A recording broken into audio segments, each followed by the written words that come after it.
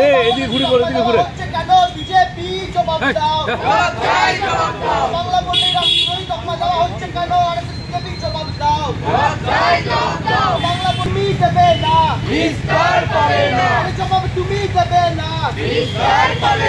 তাই তো বলি রাজ্যে রাজ্যে গণতন্ত্র হত্যা হচ্ছে কেন, আর বিজেপি জবাব দাও, রাজ্যে রাজ্যে হিন্দি চাপিয়ে দেওয়া হচ্ছে কেন, বিজেপি জবাব দাও, নিও ফ্যাসিজমের বিরুদ্ধে, নিও ফ্যাসিজমের বিরুদ্ধে এই লড়াই চলছে। বাংলাদেশি তকমা দেওয়া হচ্ছে কেন, হেমন্ত শর্মা জবাব দাও, অপদার্থ নরেন্দ্র মোদী জবাব দাও, জবাব তুমি দেবে না, জবাব তুমি দেবে না। এই জবাবের দাবিতে আমাদের লড়াই আমাদের প্রতিবাদে প্রতিবাদের এই আগুনে হেমন্ত শর্মা চলছে। বিজেপি জবাব দাও, জবাব তুমি দেবে না। এই জবাবের দাবিতে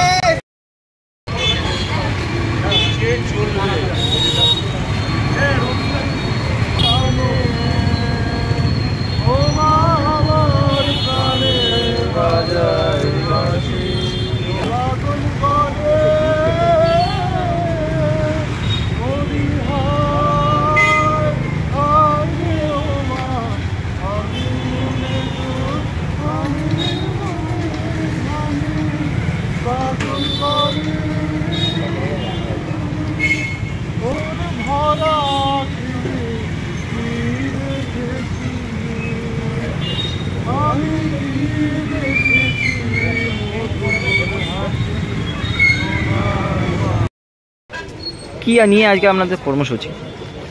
আমরা দেখতে পেয়েছি যে বর্তমানে আসামের মুখ্যমন্ত্রী বলেছেন যে এই যে আমার সোনার বাংলা গানটা সেটা হচ্ছে রাষ্ট্রীয়, এই গানটা গাওয়া যাবে না এবং এই গানটা যিনি গাইবেন তার এফআইআর দায়ের করতে বলেছেন এবং এই গানটি গাওয়া মানে হচ্ছে যে রাষ্ট্রদ্রোহ।